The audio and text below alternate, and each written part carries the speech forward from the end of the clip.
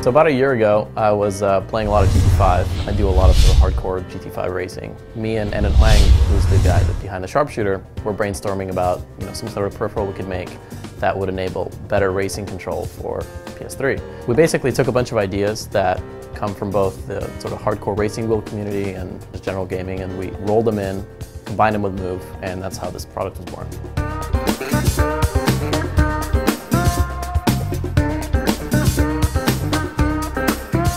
First things we've obviously focused on is the precision. On the Move, we get precision roughly about 1 degree on the angle, and that's over the whole 180-degree range. For reference, on the DualShock, something like plus or minus 90 is about an angle accuracy, so here we get basically double the accuracy of a DualShock. We have a nice wide comfort grip so that you can really precisely tune the angle. This is something that's really hard to do with your thumbs. This allows you to not only use the extra precision, but now you can just take corners much more finely. For racing, you really want to make sure that you have a nice long throw. You can get a really accurate brake and gas action. Nice long potentiometer triggers. For those of you familiar with the technology, it's actually, instead of a membrane type trigger, it's actually a potentiometer.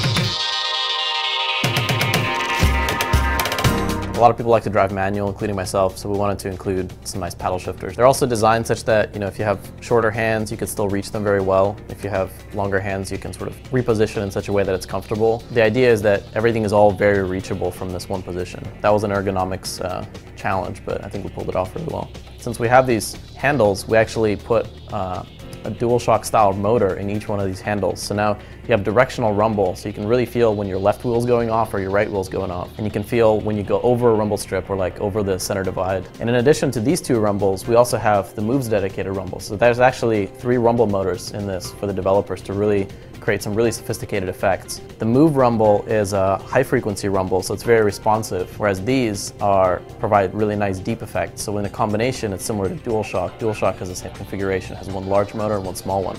So here we're improving on that with a directional large motor and then a center high frequency motor. The entire hardware, even though there's 2 rumble motors, is powered entirely by Moves. Once you recharge the Move, everything's working together. We created this wheel in such a way that you could actually expand it out and turn it into a bike racing handle. So motorcycle games can now take advantage of this peripheral as well, not just car racing games. And in addition to that, we added a twist throttle on the right side, which is actually tied to the rumble, so you get a really nice rumble feel from your engine.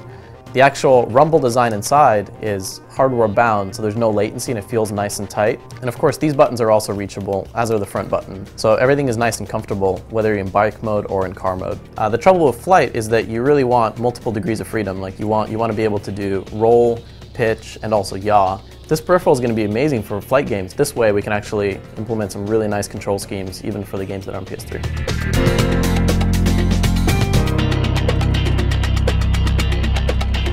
Alright, I hope you guys enjoyed the behind-the-scenes look of the design process for the PlayStation Move wheel. It's coming out later this fall, so I hope you guys enjoy it as much as we enjoy designing it.